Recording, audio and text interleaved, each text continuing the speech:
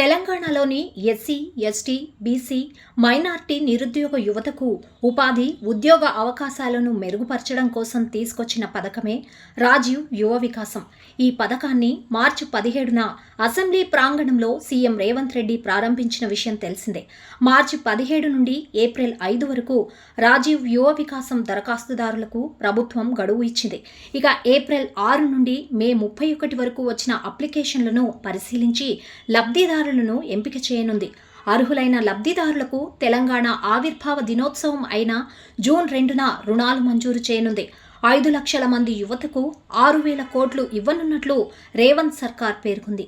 అయితే రాజీవ్ యువ వికాసం స్కీమ్ దరఖాస్తుదారులకు రాష్ట్ర ప్రభుత్వం గుడ్ న్యూస్ చెప్పినట్లు తెలుస్తోంది. సిబిల్ స్కోర్ ఆధారంగా అర్హుల ఎంపిక ఉంటుందన్న ప్రచారంతో చాలా మంది దరఖాస్తుదారులు ఆందోళనకు లోనయ్యారు.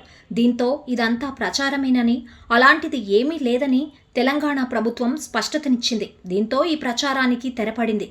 ఇదే విషయంపై రాష్ట్ర ఉప ముఖ్యమంత్రి బట్టి విక్రమార్క కీలక ప్రకటన చేశారు. రాజీవ్ యువ వికాసం స్కీమ్ లబ్ధిదారుల ఎంపికలో సిబిల్ స్కోర్ను ప్రాధాన్యంగా తీసుకుంటారన్న వార్తలు నిజం కాదని, అందులో వాస్తవం లేదని అన్నారు. ఈ ప్రచారం పూర్తిగా అవాస్తవమని బట్టి విక్రమార్క క్లారిటీ ఇచ్చారు.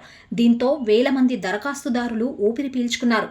ప్రతిపక్ష నేతలు తెలంగాణ యువత జీవితాలతో ఆడుకోవద్దని ఉప ముఖ్యమంత్రి బట్టి విక్రమార్క అన్నారు.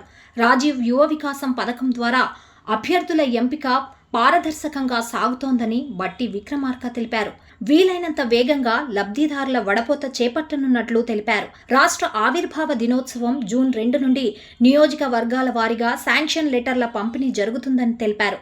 తెలంగాణలోని ఎస్సీ, ఎస్టీ, బీసీ, మైనారిటీ నిరుద్యోగ యువతకు ఉపాధి, ఉద్యోగ అవకాశాలను మెరుగుపరచడం కోసం తీసుకొచ్చిన పథకమే రాజీవ్ యువ వికాసం. ఈ స్కీమ్ కింద కేటగిరీల వారీగా రాయితీ అందుతుంది.